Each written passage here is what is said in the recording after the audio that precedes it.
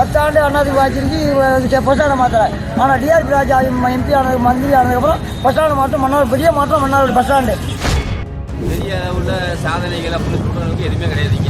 எனக்கு விவரம் தெரிஞ்சு 40 ஆண்டு காலமாக எப்படி இருந்துச்சு அதே மாதிரி தான் இருக்கே ஒழிஞ்சு இது ஒரு முன்னேற்றத்துக்கான வரைக்கும் நான் பார்த்ததே கிடையாது. நிறையான எங்களுக்கு தெரிஞ்ச அளவுக்கு பொய்யான வாக்குறுதிகள் நிறையா இருக்குது. கணிசமாக முடிஞ்ச அளவுக்கு நிறைவேற்றிடுவோம்.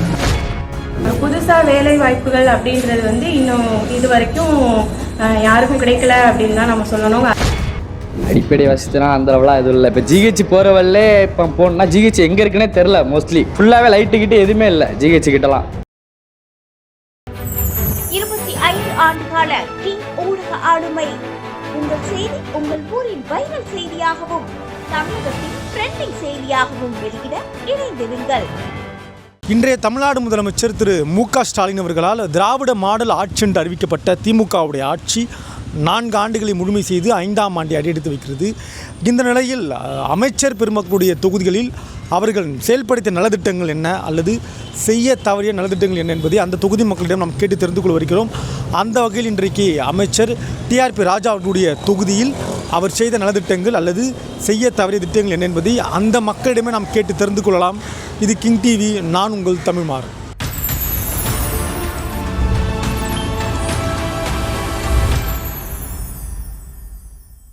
உங்கள் மாவட்டத்தைச் சேர்ந்த அமைச்சர் கடந்த 4 வருஷத்தில் சாதிச்சதுன்னு என்னென்னு சொல்லுவீங்க?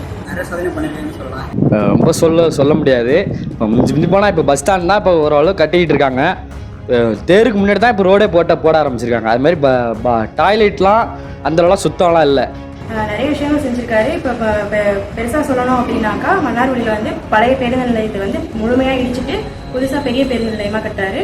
ஒட்டுமொத்த தமிழ்நாட்டுக்கா அவங்க நிறைய சாதிச்சிருந்தாலும் எங்கள் பகுதிக்கு அப்படின்னு பார்க்கணும்னா அது கேள்விக்குரியதாக இருக்குது. ஏன்னா வெகுஜன மக்கள்கிட்ட போய் தொழில்துறை சார்ந்த செய்திகள் போய் சேரவில்லை என்று தான் கருதுவேன். எல்லாமே சிறப்பாக செஞ்சுருக்காங்க. பெரிய உள்ள சாதனைகள் அப்படின்னு சொல்கிறவங்களுக்கு எதுவுமே கிடையாதுங்க. திருப்பதியை பொறுத்த வரைக்கும் 25 ஒரு 30 எனக்கு விவரம் தெரிஞ்சு 40 ஆண்டு காலமாக எப்படி இருந்துச்சு அதே மாதிரி தான் இருக்கே ஒழிஞ்சு இது ஒரு முன்னேற்றத்துக்கான வரைக்கும் நான் பார்த்ததே கிடையாது. பழைய பஸ் ஸ்டாண்ட் அடிச்சுட்டு புதுசாக கட்டுறாரு. இப்போ ஒரு சந்தைப்பேட்டை கட்டுறாங்க. அதுவும் வந்து 4 வருஷமாக அடிக்கல் நாட்டி இப்போ தான் துரித வேலையில் வேலை நடக்குது. எலெக்ஷன் வரப்போகுதுன்னு ஒரு 10 மாதம் இருக்குது போல இருக்குது. அதுக்காக இப்போ கொஞ்சம் வேகமாக வேலை நடக்குதுன்னு நானே பார்த்துட்டு வரேன். இதுதான் நடக்கிற சரி. ஒரு 3 விஷயம் சொல்லலாம். என்னென்ன விஷயம்னா, எங்களுக்கு ரோடு போட்டு கொடுத்தாங்க, லைட்டு போட்டு கொடுத்தாங்க. வேறு என்ன விஷயம்னா பஸ் வசதி கூட பண்ணலை. மெயினான இடத்துக்கு பண்ணி கொடுத்துருக்காங்க. அவ்வளோதான் சொல்ல முடியும். அதுக்கு முன்னாடி இருந்தது நாங்கள் சொல்லலாம்னா, நம்ம கலைஞரையா இருக்கும் போதெல்லாம் எங்கள் ஊர் வேறு மாரி இருந்துச்சு.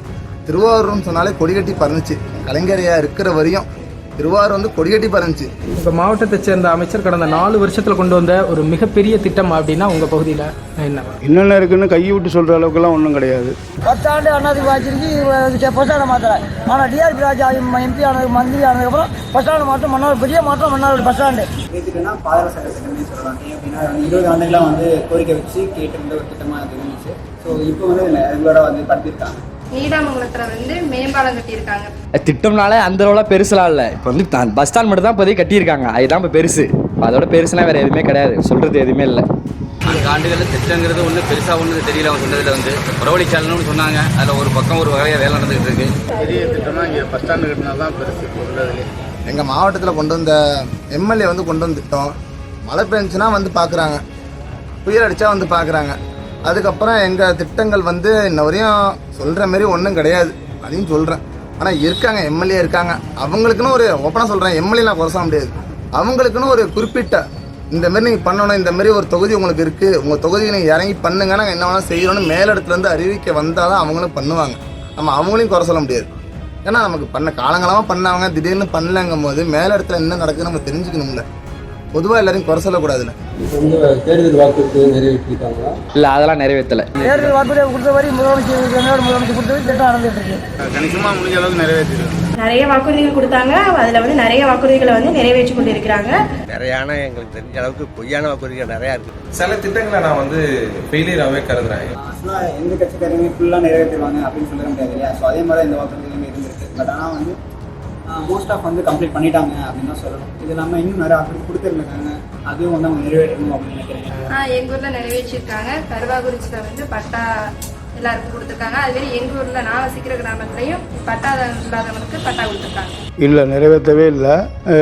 சொல்லப்போனால் அந்த 1000 ரூபா பணம் திட்டமே பாதி பேருக்கு போய் சேரல. இப்போ பார்த்தீங்கன்னா வந்து இன்றைக்கி இருக்கிற இந்திய பணவீக்கத்தில் பண சதவீதத்தில் இந்தியன் ஆயில் கார்பரேஷன்லாம் உங்களுக்கு தெரியும், சிலது நட்டத்திலே போயிட்டு இருக்கிறாங்க. அப்படி இருக்கிற சூழலில் இங்கே நமக்கு வந்து இலவச பேருந்தெல்லாம் நான் வந்து தவறாகவே கருதுறேன்.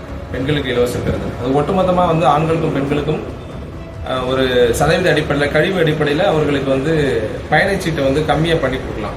அது ஆண்களுக்கு மட்டும் பயணச்சீட்டு, பெண்களுக்கு இல்லை அப்படின்னு. இது எல்லாம் வந்து ஓட் பேங்கிங் அடிப்படையாக வச்சு தீர்மானித்தது போல தெரியுது. எங்கள் தேர்தல் வாக்குறுதி என்னென்னா, வீட்டுக்கு எல்லாருக்கும் நான் வேலை வாங்கி கொடுக்குறேன்.